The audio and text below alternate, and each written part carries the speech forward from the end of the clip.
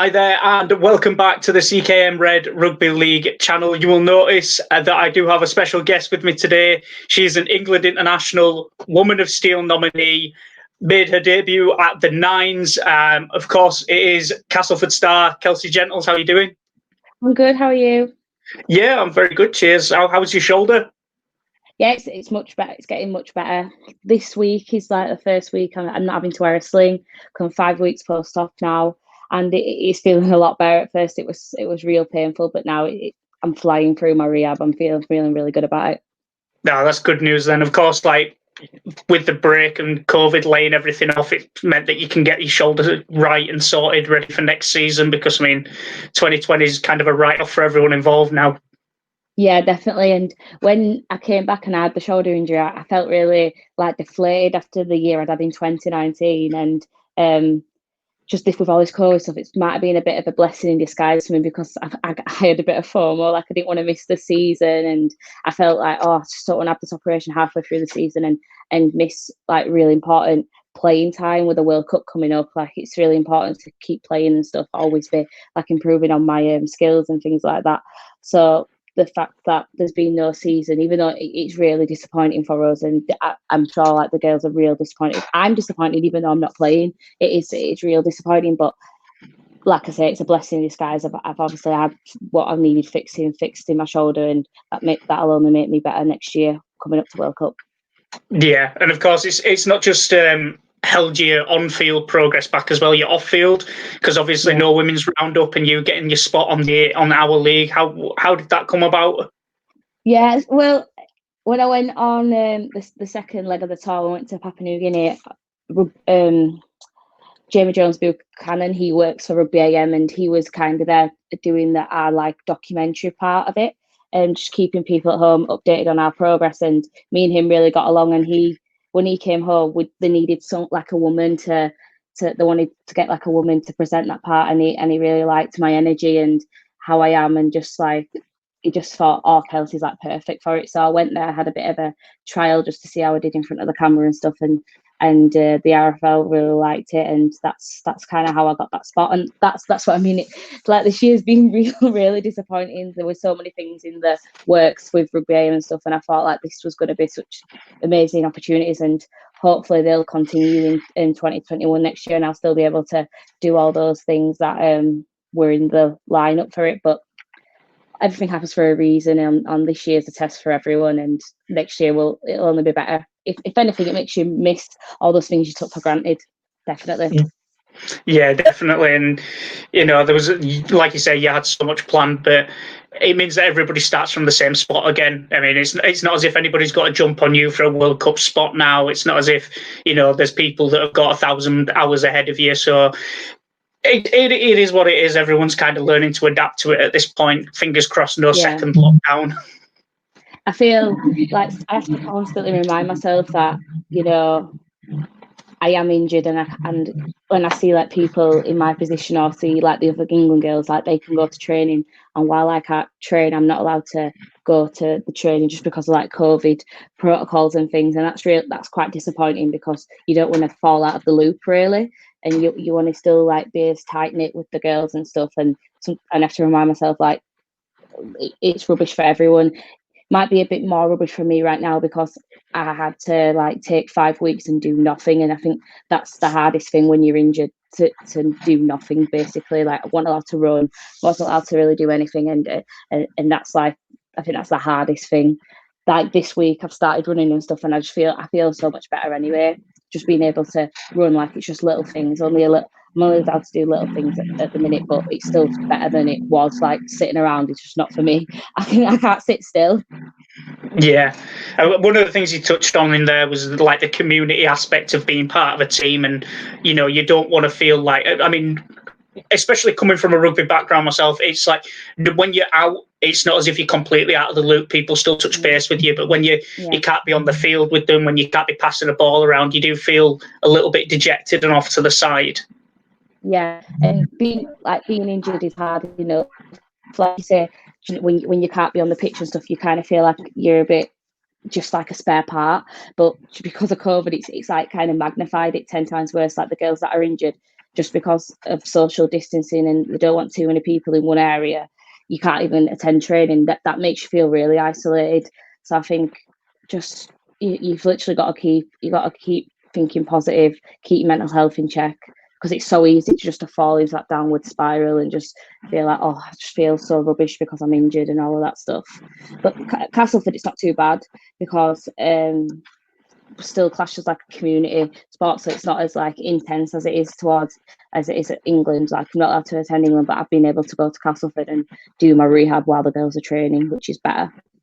Yeah, I know that it's a similar setup to Leeds. You almost have like a rehab group off to the side, and yeah, it's nice to be able to still get out there and interact with people and not feel like you're just counting down the clock. Yeah, and the rehab group's really good because obviously everyone's going through the same thing. Like, even though they've got different injuries, time frames, they're pretty similar and stuff once you get an injury, and just having that support base just there, like everyone that's injured, like, knows how rubbish it is, and we're all just kind of like vouching for each other and encouraging each other when we hit that wall, that rehab wall. Everyone knows about that. When you're like, you're not getting any better, that kind of stuff. Yeah, definitely. And of course, this almost wasn't your path. You've talked previously about how you started life as a footballer, and that was your passion. And then you kind of defied your mum and took up training after a school session. Yeah, well, I kind of was like, I didn't really know what my passion was, and I just liked to play sport, and I was just one of those kids that were just like disruptive, and I just had like balls of energy, and it kind of sport was one of the things that I put my energy into. Like, my mum encouraged me to play all the sports and stuff, and I was pretty decent at football, but then when I had like opportunities to play to the highest level, like, I feel like if I took those opportunities, I probably would have been still playing football now. Like, don't know if I would have been playing like at the highest level, but maybe when I was younger, my mum she did push me into like playing football, and there was a girl that I knew, and she was like playing for Leeds United and all of that stuff, and I could have done that. I chose not to. I didn't really care that much about football, and then my dad, I was quite fast, so my dad was like trying to push me into athletics. So I did that for a few years, and then I kind of did nothing, and then we got introduced to rugby in high school, and I loved it. But my mum was like, no, not rugby. And then obviously when I was 16, I was like, no, I'm just going to do it. I'm just going to do it because I love the Rhinos. I used to go watch them. All my cousins played as well.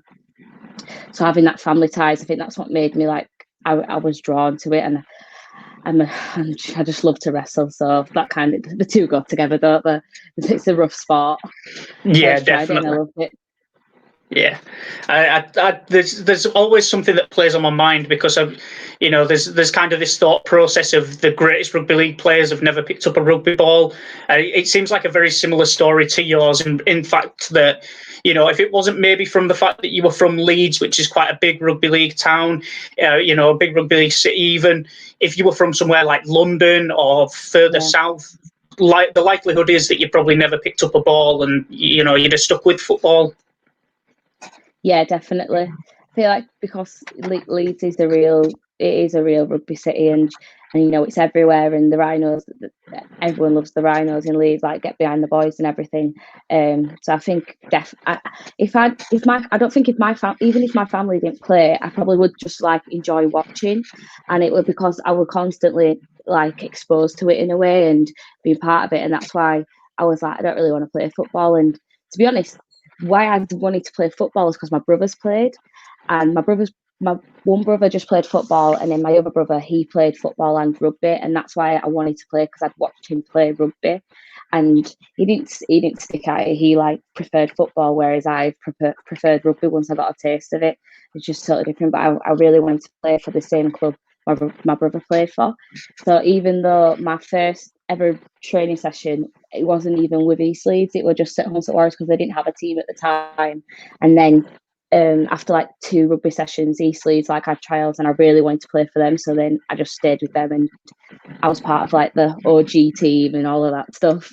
But yeah, I think it's a good story. Yeah, it's definitely, and I don't think it's one that's going to be, overly overly different to a lot of women who are now starting to pick up rugby league is really hit its straps in like the last 3 years. I mean, it was around before that, but now the push of the Women's Super League and the professional aspects of off-field, even the things that you're doing with our league, the fact that the women's game's getting more notoriety, it's just bringing more and more across. Yeah, and I think that has been the case. Like, there's a lot of girls that are like me that maybe played a different sport. Like, even like sports you would never think, like Leah Burke from Saints, like she used to be a gymnast and now she's a rugby player. It's just a total 360 in the sport aspect, and she's so talented and things like that. So I think definitely, and even some girls that are from Union and they come to League, just because the buzz around it is so exciting at the minute, and just the way where it's going. And I just hope that like the setbacks from COVID haven't like damaged all the good work that's been done over the past like 3 years. Yeah, and there's plenty of examples. Courtney Hill, this year's Woman of Steel. Cricketer, yeah, she used to be Cameron Munster's cricket coach before he picked up rugby league.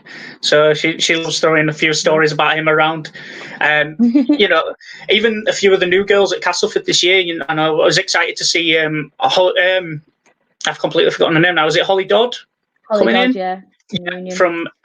Coming from Union. Played a few games last year, but she's so talented. Like, she's so young as well. In 5 years' time, like I don't think there's going to be anyone touching her. She's got that back row position down. Like, she does her stuff, and she's only 17 years old. It's crazy. She's going to be one of the best in the world. And that's the thing. There's so many good young players coming through. Yeah. So Frank Goldthorpe at Leeds last year absolutely came in, stole the spot. Incredible. Holly Dodd. Caitlin was what? She's only still 19. Yourself, you're only 21. Yeah. Like, there's so many good young players that are still coming through and developing. Like, where people might have, I feel like sometimes people have like a negative mindset about like young players, like say the pressure might get to us and we're so young and we're only like a bunch of kids running down the pitch. But the fact of the matter is there's that much talent coming through. It's going to be young squads. They're all going to be young squads. There's like majority is young squads, and then there's a few of the older girls that keep us eyes focused, keep us like grounded and things like that. But that's the fact. There's so many young girls coming through, talented girls, like got bags and bags of talent. Like, that's just the way it's going at the minute, and it's just going to keep that. It's just going to be like the men, a continuous flow of younger girls and just coming through with all the talent, and it's only going to get better. Yeah, and it's really, really exciting to see. As you mentioned, there are some older players that have been around a little while who are there providing the coaching. You've got, by no means am I calling these players old. I really don't want to get into any altercations with anyone. Shona Hoyle, who's coming from Bradford, she's one of the players that's obviously been around the England setup for a little while. She came over to Castleford last year. And what kind of impact is having someone like Shona around? She's so good. Like, there's so many words to describe Shona. Like, she's super like laid back, and she's a real fun person to like just have around the team. But when it's game day, like, she's focused like that. She's the person you want to be, because she runs at 100 miles an hour. She tackles, and she's got really her standards are so high. Like, she knows herself. If she's not meeting her own standards, like, she don't need anyone else to tell her around her. Like, she knows her stuff. So she's just real good. And when I came into the England squad, I was like relatively new to it, and she was like, mate, she really helped me, saying like, mate, I've been there. And sometimes when things go wrong, like in the England setup, and you might have setbacks and things like that, she was like, she really helped me to make sure, like, don't let these setbacks define you. Make sure like they're one of those things that make you better and things like that. She's a really nice girl, real, and such a competitor. Like, she will not let anyone be better than her. She's in her eyes, like, she needs to be the best all the time, and that's such a good mindset to have. And she's teaching us younger girls to always have that mindset, like, always go through that life. Like, don't be just settle because you're good and you're one of the best. You want to be the best. Yeah, let's talk for a second as well about distribution of talent in the Women's Super League, because I know that there are some people that worry, because obviously none of you are paid or tied down to contracts, it does mean that you have freedom of movement through the league. So we saw, for example, Amy Hardcastle going to Wigan, Saints, sorry. Gemma Walsh going from Wigan to Saints as well. You know, those are two pretty big name players. Shona, as we mentioned before, came from Bradford last year and nobody ties her to Bradford, so she's free to do that. But do you worry that there's almost like a rift starting to appear in the league of those top 4 teams? Yeah, like I've read a lot about this, and you know, people in the women's league, that they've all got opinions and think that's best. And I do understand the frustration between like the gap that's emerging between the top 4 and the bottom 4 and things like that. And like you say, we haven't got contracts, we've got freedom of movement. But then there's on the other hand is most of the people that are playing in the top 4 teams are also on the England pathway, and you've got to think of yourself, and you want to be playing in an environment where there's competition, so you want to be better, you want to be playing your best rugby, because you don't want to be playing like not your best rugby, and then you're going to England and you're not at your best. So you need to be sharp, and you know, we're playing against the best in the world in these World Cups.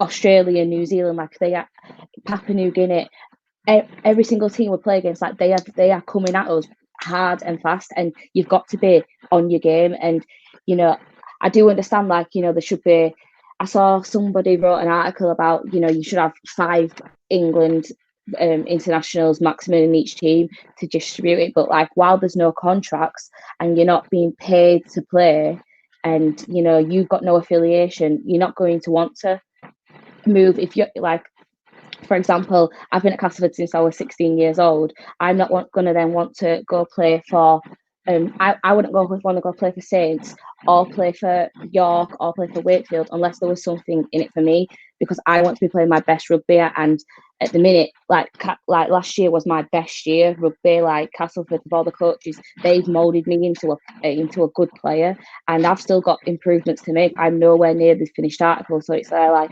I'm not going to want to disrupt all my progress to move to another team just for the sake of the league. Like, everyone should be wanting to up their standards. Like, when Castleford started, we were getting beat at 80-0 every single week. Like, it's one of those things where you've just kind of got to stick it out, and you know, in the face of adversity, these games are tough, and it is difficult to make a decision. It's one of those things where do you go to another squad and, you know, split up the England internationals, because obviously there's 10 internationals at Saints, 8 at Leeds, 8 at Cass, 4 at Wigan, and it is really intense. Like, in the top 4 you can see a difference, but then it's like you are also players and you want to be playing your best rugby, and you don't want to disrupt your own progress. Like, you don't want to sacrifice your own progress for the sake of playing for a different team.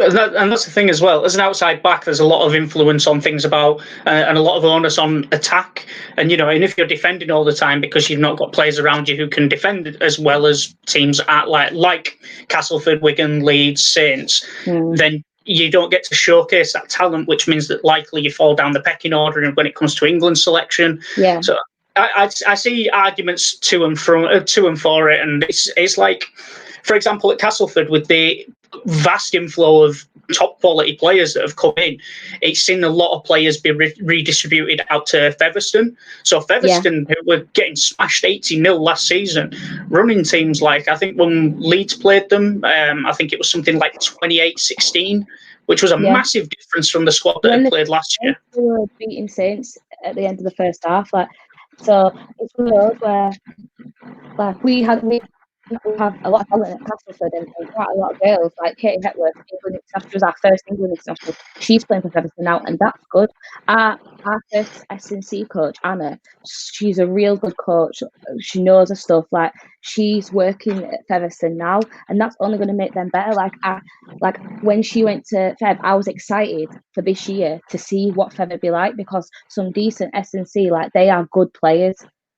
They are the most physical team in the comp as well. Like, when you've played Featherstone, you know you've played Featherstone, and they don't make it easy for you. it's just in the last 10 minutes of each half, maybe like fatigue and things like that, things that S&C would help. That's sometimes is the difference. And like I would love the league to be a lot more intense, but it's intense now. And even when you're playing teams like York, a physical team, you've played York, and I feel I can empathise with them because I've been there. I played for Castle in the first year and we're getting beat 8-0. It's not a nice feeling. You don't feel good. But then, like you say, going to another team and defending all the time, you can't work on your attack. And, if you're next to people that are as up to the standard, like defending and stuff like that, understanding the game, it's injuries and stuff. It's the risk of getting injured and stuff, playing in those kind of things.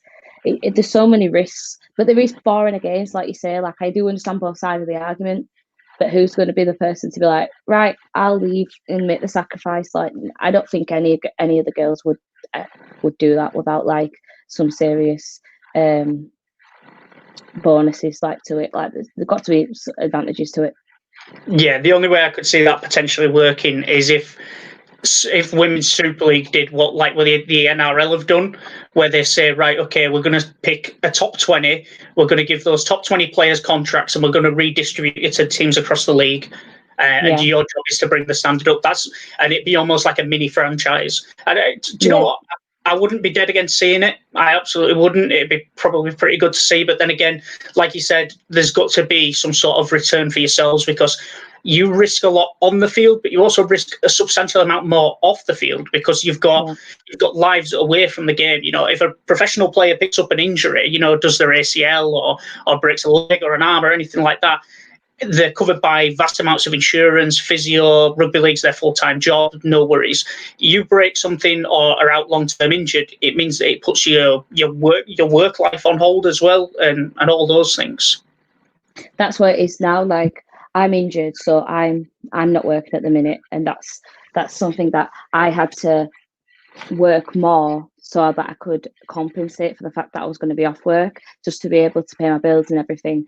And I'm one of the lucky ones, really, because I'm a insured athlete. Like, I'm covered by TAS because I'm in full-time education. Because I go to university, they've helped me a lot with like paying for my surgery, because I don't have to go through the NHS. It's been relatively a lot faster than it would, because I remember when I was 16 and I dislocated my collarbone and I was waiting for months to be sorted out. Whereas like now, if I wasn't a TAS athlete and I just had the shoulder injury, I can't imagine how long I would have been waiting to get sorted out. I might not even have been playing anyway, because it kept dislocating, and you can't play with a shoulder that dislocates every 15 minutes. It's a nightmare.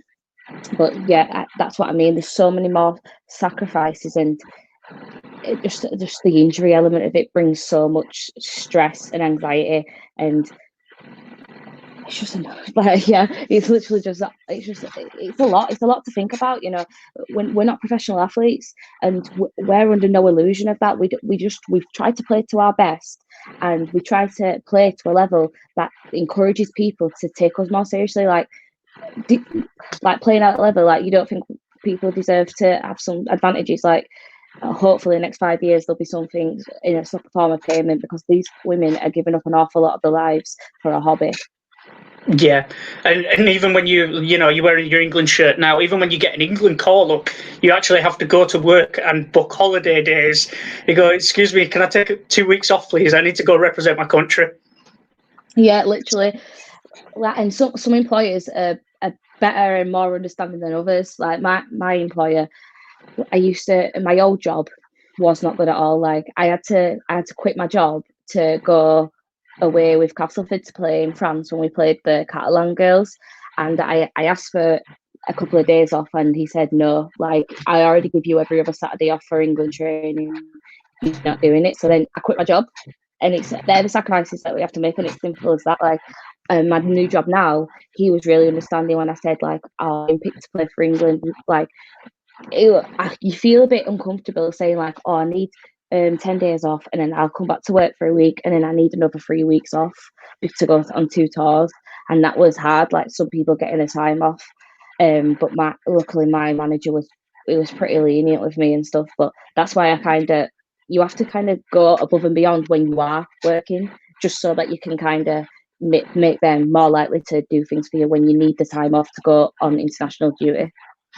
Yeah, and that's a challenge. I mean, I know that Papua New Guinea in the World Cup Nines wasn't your first call up. You were called up to the squad when England played France in 2018. You didn't play that game, did you? No, I was 18th man. Yeah, so even then you had to travel with the squad with no guarantee of a place. And again, I'm sorry to do this to you, Shona, but one of the reasons I remember that game so well is Shona was supposed to open the scoring, and she went through a gap. She ran past it. She ran past the goalpost and grounded it behind the dead ball line, and then looked at the referee like, "Why isn't this a try?" I know. Oh God, that was so funny. I felt bad for her though, real bad. Yeah, it was like one of the rare occasions that I could actually get the app watching to watch that game. So I did enjoy that. But like you mentioned, you were the 18th woman in this case, and no guarantee of playing, but you still got to take that risk. You still got to take that time away. Another sacrifice. Let's talk about some games you were actually involved in, and that is the World Cup Nines. Obviously, you are the owner of one of the most historic rundowns in recent rugby league history. Yeah, that video. God, yeah, it went so viral. it went everywhere. Like strangers coming up to me and they was like, "I've seen you on my Facebook. Like, are you that girl off my Facebook?" And I was like, "Yeah, that's me." Like, oh gosh, I think that was like the craziest moment of my life. Yeah, Seeing and that. I remember watching the game, and I could see you starting to appear in the corner. I thought she's closing the distance here, and it's so unfortunate that there were nobody there at marker because I know, it was so disappointing. But I genuinely did not think I would be able to catch her, because Tiana Pestani, like, she is lightning fast, and maybe I didn't back myself enough. Like, I genuinely didn't think I'd be able to catch her. Like, I thought I'm gonna try, because the end of the day I'm playing for England. I've got nothing to lose. Like, and you don't get those opportunities. Few and far between. So when I was chasing, I was like, "Oh, I'm actually getting closer. Like, I'm getting closer." I thought, let me just try. And I literally just did like a dive in the air and just was lucky enough to get my hands around the legs. But yeah, that was really crazy. I felt good after that, because clearly I was fast. I'm just as fast as her, but hopefully when I come back I'll be even faster. No, that's the thing. Like, a lot of these, Australian, New Zealand athletes, especially in the backs. Like, I watch a lot of the NRLW, and you see the forwards. You look at the English forwards, and you think, you know what, it's pretty evenly matched. You get to the backs, and they are just different level athletes. They are so good to watch. Yeah, I know that is the level. Like, we need to be at that level and above, and that I watch. Like, I think all the girls. I think we all watch the NRLW, because you know what? That's our competition. That's who you're going to be playing at the end of the year in the internationals. Like, you want to know what they're about and stuff. And some of them girls are just next level. Like Isabel Kelly, Jess Surgis, next level athletes, and that's what you want to be like. And when I watch it, like, I get excited. Like, I'm watching it and I'm like jerking about, because I'm like, I want to play you. I want to, like, do what you're doing. I'm going to do it to you, and that's what the kind of, like, that's what you want. And I think when the moment, like, you've got no interest in it and you don't care, that's when you should not be playing for England. Like, you should have that fire inside you, that you want to play against these girls, and you want to do them to you, because they know that their levels above us. They know that the women's rugby league in Australia is miles ahead than it is in England. So they kind of come with a bit of, puffed up chest, and that they know that they're basically living the life that we want to live as full-time athletes. And it's not fair, but such is life, and you just got to give it your best shot when you play them.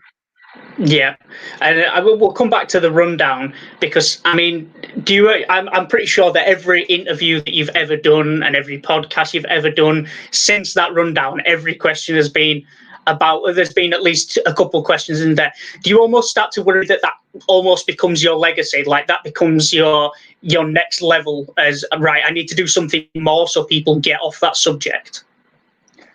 I think it's like, I'm glad it happened, because it's put me on the map. Like, people know who I am now, but then there's also the pressure that what, I never want to be dropped out of this England squad because I want my name to be a recurring thing, and I was remembered for that, but I also want them to remember me for being like one of the best edge players. I want it to be one of the best wingers, and like people say like you've got all this potential, and you need to be training more and things like that, and all the time that tackle sticks in my head because now whenever I play for England, people are going to talk about that tackle and things like that. But I don't want that to define me. Like the only thing I'm good for is chasing back. I want it to be like the best attack. I want to be the best D. Like I want people to remember me for other things.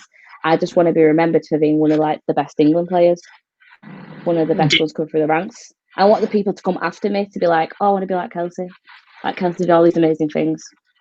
And that's the thing, like the tackle itself did huge amounts for the profile of the women's game, just because of how viral that clip went. I mean, It literally went everywhere. The NRL page shared it around. England had it on almost every other week, and it's great to see that those highlights are being featured. I mean, there was the Amy Hardcastle shot on, I think it was Elsie Albert. That one got played a few times. You could not pay me enough. There is no sum of money you could write on a check to have me run at either Amy Hardcastle or Elsie Albert. They both terrify me. I've run at Elsie Albert and I thought I'm going to get absolutely creamed here, and I just kind of got away from it, and like that's like the best thing I felt. I thought I've dodged a bullet there. Why did I run towards her? Why did I even run towards her? And I was just lucky enough she like missed, and then I ended up making like a little half break, and it was just lucky. I tell you what, there's no better encouragement for going fast on a rugby league pitch than having someone like Elsie Albert trying to close you down. Honestly, she's next level. But so's Amy Hardcastle, and that showed in the clip. That Amy, she's a beast. You don't want to catch a shot from her. She just goes hard and straight every time. Every time I've seen her played, I mean, she was named in the England team of the decade, and you can't find a reason why that shirt doesn't belong to her. She's such a strong competitor. She was named in the NRL team of the tournament as well. Yeah, the team of the tournament, and for good reason. Like she really is next level. Yeah, and so we'll talk about PNG because obviously incredibly eventful tour. I've had the joy of talking to some of the other girls about it from Leeds and what kind of experience it brings. And I mean, how strange is it being emerged into such a different culture? I think for me, it wasn't as like much as a shock to the system as some of the other girls, because I'm from Jamaica, and the kind of that kind of environment, that's like home to me. So it was kind of, I wasn't shocked per se when I got there, like, oh my god, look at these people. I kind of felt like, oh, like this is I'm comfortable here, like this is a comfortable environment because this is just like being home. And that kind of made me feel a bit more comfortable there. And it's got like its own problems with domestic violence and going out and stuff, and some of the girls were like maybe like a bit scared, like being there, just like the fear of it. But I didn't feel that at all. Like I felt so comfortable there, like I felt like I was in my element, and it did feel real good. But just being in the rugby league part of it is just next level because they love it. Like they live, breathe rugby league.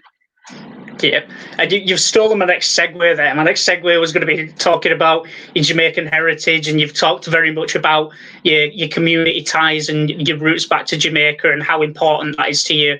Have you been any more involved in the Jamaica setup? I know that they are looking at a women's team.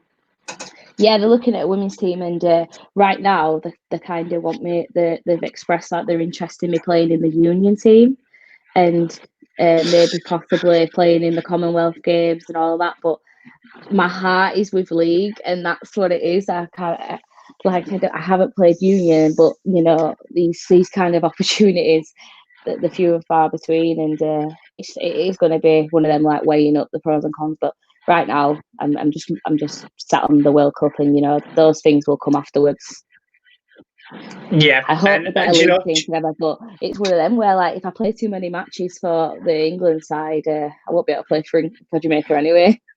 Yeah, that's the tough aspect of things, because obviously at the minute Jamaica don't have a women's rugby league team. Obviously Jamaica, like, the big story coming into this World Cup with Greece as well, because I've been around the Jamaican setup. It's great. I did a lot of talking with Romeo Monteith. This page, before it became CKM Red, used to be a whole different page, and we were the headline sponsor of Jamaica. Okay. So we helped towards part of the financing for getting players across and things like that for that absolutely gut-wrenching game in America. That was, it's probably the only game that has made me feel physically ill watching. It was absolutely terrifying to watch. I was like, please just qualify, please. Yeah. Oh God.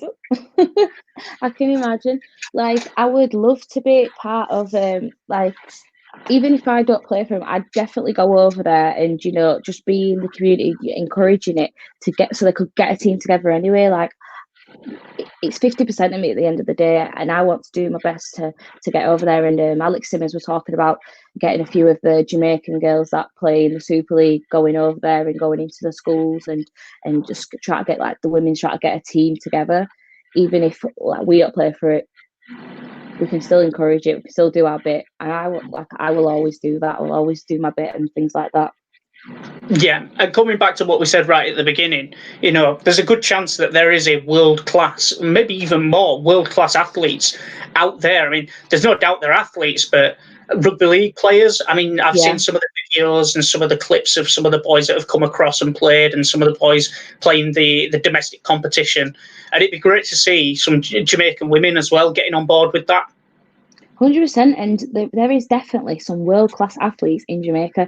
They're just talented. Like, they're just ooze talent. Like, you can see them in the sprinters. Like, you can turn sprinters into rugby league players, like, so easily. Literally just hand and eye coordination skills. That's the only thing they need to learn, because they've already got all the running mechanics. They have better running mechanics than the players that are playing now. Because when you go into rugby when you're younger, all your emphasis is on the skills part, and they've learned all the parts that come in as you get older. They already know all that stuff. So it's just, I think going over to Jamaica and definitely some women there that would, if they qualified for a World Cup, they would rip it up, absolutely rip it up. They'd give us all a run for his money.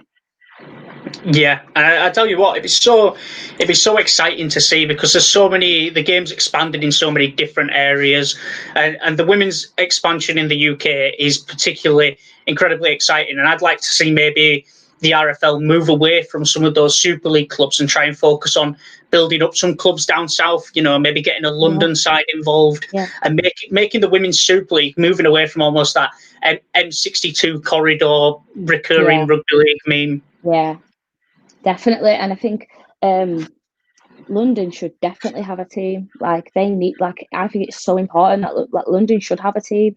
We need a women's team in the capital, and even more, like, we could have at least 3 teams down south. And how much would that encourage the game? How much would that grow the game? Things like that. It's just, we need the right people taking it in the right direction. Like Catalans, they've got a team. The men's Catalans are in the Super League. The women's Catalans should also be in the Super League. They have a team. It's just one of them, like, you need to encourage it. And I know, money isn't a really big thing, but invest what deserves to be invested in. And, women are getting all this revenue, and we're encouraging the game and growing the game and all of that. Then do your part. Well, we're doing our part as players, like going into the community, encouraging it off from social media and stuff. Like, do your part as well to make sure it's growing in the right way. Yeah, and of course there is one big name coming into women's rugby league for the next World Cup. Brazil, coming out of absolutely left field. I can't wait to see that. I know that Lois Forcell was over there a short while ago. The footage looked incredible. Yeah, they're going to have some talent. I think they're going to they could create a bit of an upset actually in the World Cup, because it's nothing worse than not knowing what to expect, and you don't know how to play because they've never played against any of these rep sides. And I think that so much talent, it'll be good. Like, it's going to be so good to watch.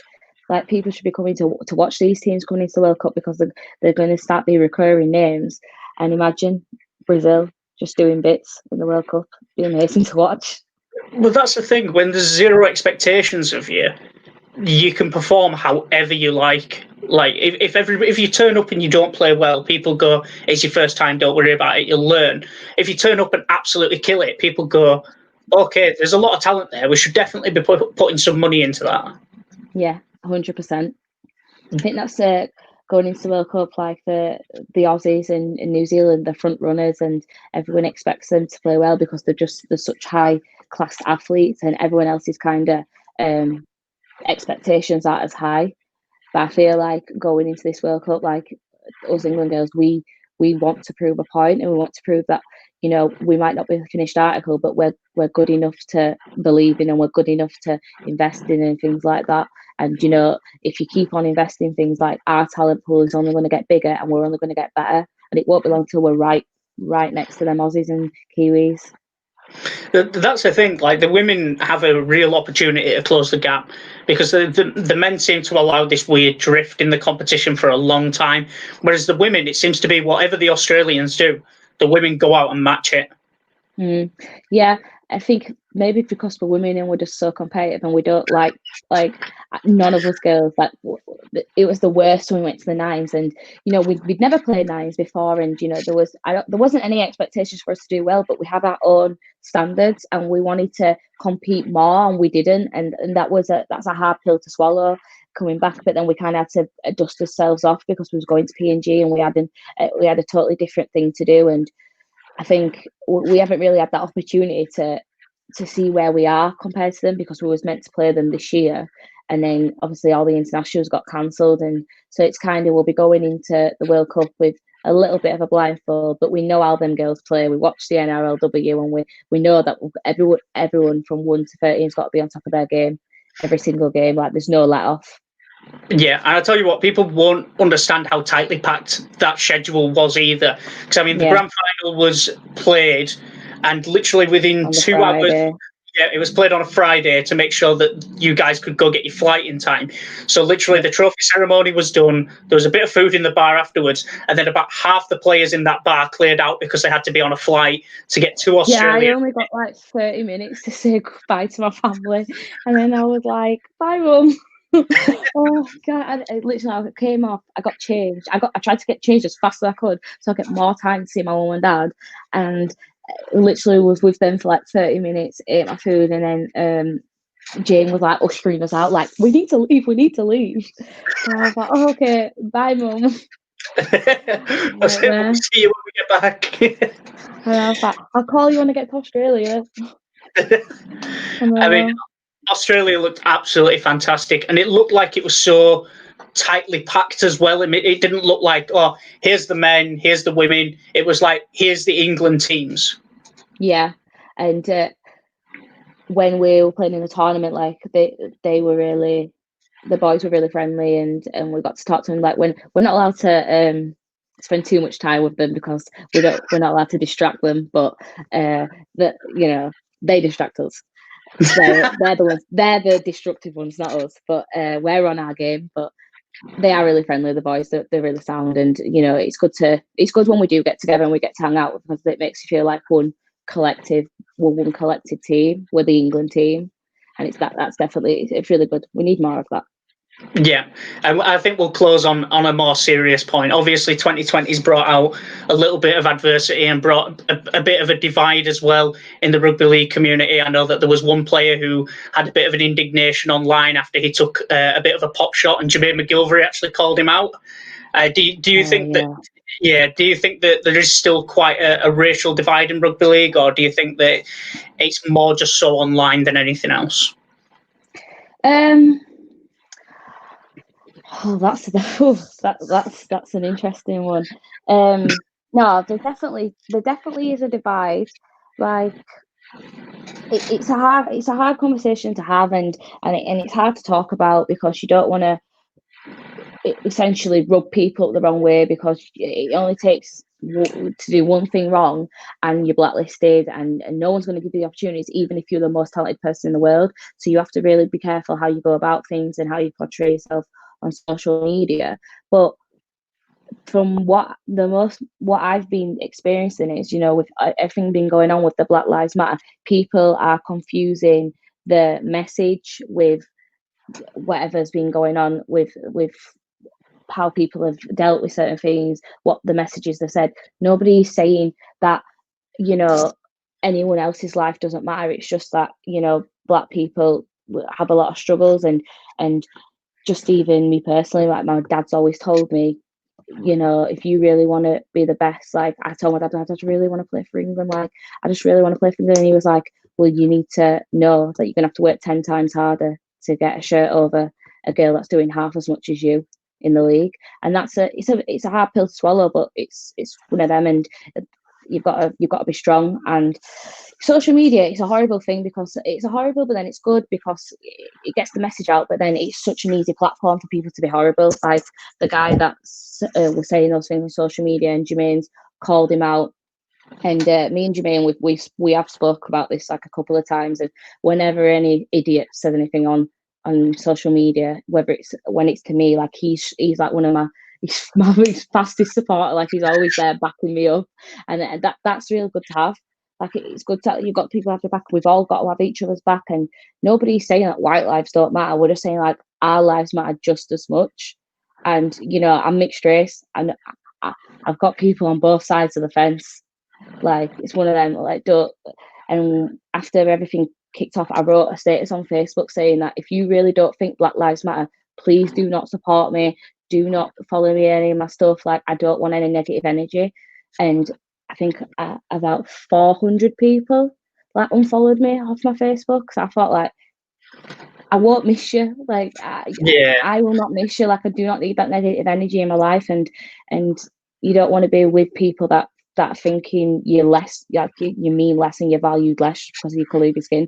It's disgusting, and it's got no place in rugby league. And to be honest, credit to the RFL, they're doing the best. They're doing the best to like get rid of those nasty people out of the game, because there is no room in it in the game, and we need to be protecting the players and protecting the fans and protecting everyone that's involved.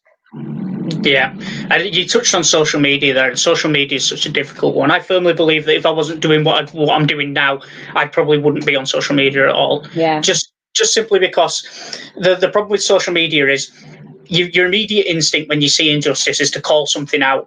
So when you interact with that person or you reply to them in any sort of way, the complex algorithm of any social media platform thinks that you're engaging with that. So all that happens is it just shows you more of that stuff.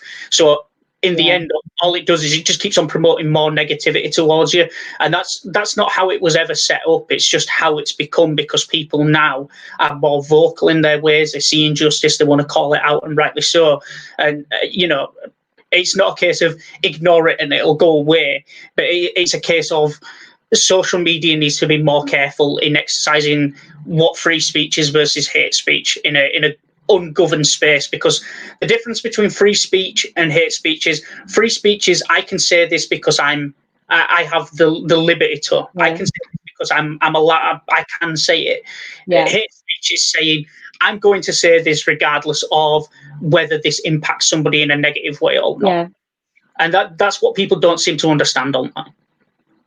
And 100%. And I feel like it can become so toxic when you keep seeing the same negative things over and over again, and you're saying Black Lives Matter, and then people are like mocking you. Like I remember, I think it was like Wigan or Hull KR, they posted a statement about Black Lives Matter, and then the backlash was just next level.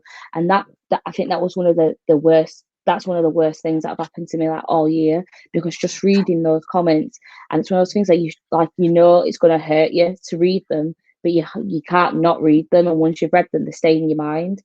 I think after that, I spent a few days off social media just because it got so toxic, and I didn't want to be on it. And kind of in the position I'm in now, I need to be on social media just to encourage people to engage with the women and grow the game and things like that. Like I've got a real responsibility to the sport at the minute, which I don't mind. I love being on social media. I love engaging with all like the young girls and stuff and just being there. But you know, when people are attacking you for the colour of your skin and attacking you for saying Black Lives Matter, that can get real horrible. And it doesn't matter which platform you go on and you're seeing the same stuff. That can then make you feel like just so deflated. Yeah, I mean, like look at things with the Israel Folau situation.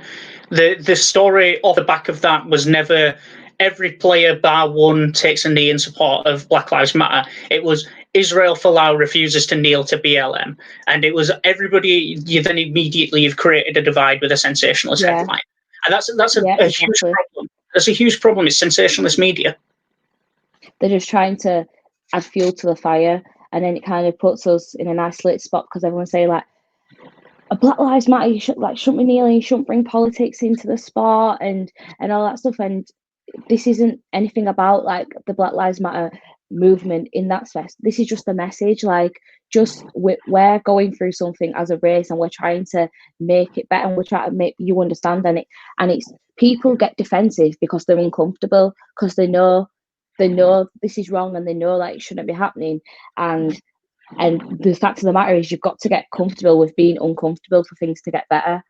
And there's people like me, Jermaine, like other Black people, we know that we've sometimes let things go that shouldn't have been let go, and it's our responsibility to say no, that's wrong. And I know myself personally, I haven't done that all the time. I haven't said like, no, that's wrong, no, I don't like it, I don't like it when you do that, I don't like it when you say that. We just let it go because we don't want the argument or the aggro from it. And you know it's wrong. You need to get comfortable being uncomfortable for things to get better, and it's simple as that. Yeah, and I'll openly say this, and you know what? Because I'm putting it online, I am well and truly open to criticism, and I accept that whenever I say anything online that I post online. So I think that the best thing that the RFL or Super League could have done is saying we're going to allocate a certain amount of time before kickoff so that those players who want to can take a knee, because I almost feel like at this point there's a lot of players that do it just so that they don't get called out, and it becomes almost 100%. A bit of a lost gesture. Yeah, and I feel now there's been such an argument over it, and there's just so much on social media about it. It's kind of took the message away, and it's took everything out of it now, because now when you see it, you're not thinking like, oh, that's a good message. You're thinking, oh, I wonder who's going to be kicking off about it today on social media. I wonder who's going to say something derogatory today on social media. As soon as you see people kneeling and you see who's not kneeling. Yeah, and it's a weird one, because I mean, people are entitled to any opinion you want. If you don't kneel, that doesn't mean that you are advocating racism. If you kneel, that doesn't mean that in return that you're advocating that racism shouldn't be a thing. It just means that here's a gesture. The actions that you give and the things that you do with real commitment and intent are the things that really define who you are on and off the field, not a gesture or kick-off.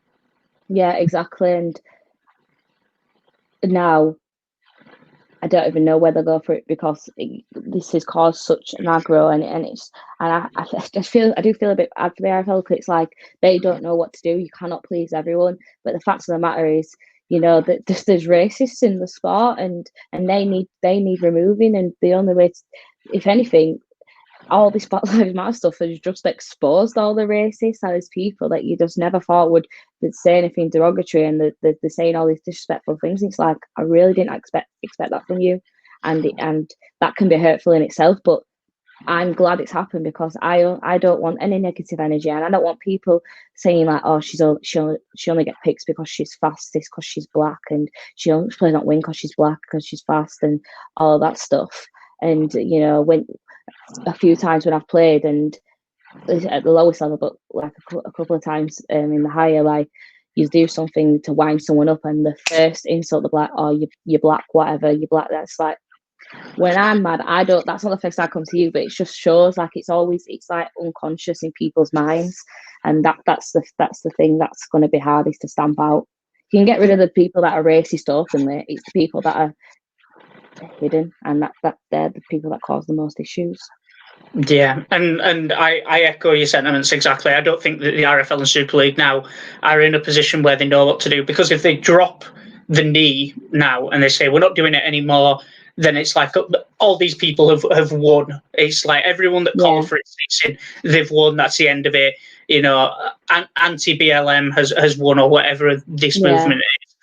But if it continues, you're stuck in this continuous rigmarole of people calling each other out, divisiveness. I mean, I honestly came into 2020 and with the COVID stuff and lockdown, I honestly thought there is absolutely nothing that could happen this year that could divide humanity. And yet again, humanity prevails in a way that it's been ridiculous. It's been incredible to watch. Yeah. I know, you would have thought, and this it's hurtful. Like, to be part of it, it's hurtful, and now it's such a difficult position to be in, because I'm trying to grow this sport. I'm like promoting it and doing everything as a black woman, and then I've got people like friends that don't play, and that they're just spectators and stuff like that, and they're saying like, why are you defending a sport that don't value you as a human being? Like, why would you keep on defending the sport and they're not defending you, when they'd be quick to disrespect you, they don't value you as a person? It's like, and that's the cross, like me, all the other black girls and the black players, like that is the constant struggle. Like, the RFL have to protect us. We need protection. And that's why the RFL are probably struggling at the minute. They probably don't know what to do. Yeah, and I don't think there is a clear-cut, defined way of stopping this out. I mean, like Alex Simmons went over and did an educational course at Wakefield. Things like that are going to be incredibly beneficial, because I don't think people still understand the full gravity of things like historic racism and how things are still perceived nowadays. But it's going to be an issue. It's going to be a narrative that, unfortunately, that will probably pre-exist our lifetime, which is a sad thing to say. But how do you combat it? There isn't a clear-cut solution right now. No, and those educational seminars and programs, like, they're good, but they're only beneficial if you care enough and you care to change and you care about what you're doing. Like I could stand there and say like, oh, this is disrespectful to me, like, I don't like it when you do this and I don't like when you do that, but that just kind of makes me vulnerable, because then I'm giving people power that they know that these things upset me. So whenever I do anything to rub someone up the wrong way, that's the first thing they're just going to come back and say. And you can keep saying like, oh, these things upset me, but if people don't care and they don't care about how they make you feel, you don't get along with everyone. People don't care about everyone. Like, it's a simple fact, and that I don't even know like how we'll be able to combat it at the minute. I can't see. Yeah. Well, I think that'll probably do it there for us. I know that you're a very busy woman and you've got a full afternoon as well. I've taken enough of your time reminiscing over your rugby league past current events. But now all there's left to do is thank you for joining us. We really hope that you've enjoyed watching this. No, and thank you. And we'll put a link down to all Kelsey's socials as well. If you want to go over and follow her and be nice on social media, you are more than welcome to. Yeah, be nice to me, please, guys. Got enough negative vibes. No, thank you very much for watching, and we'll see you next time.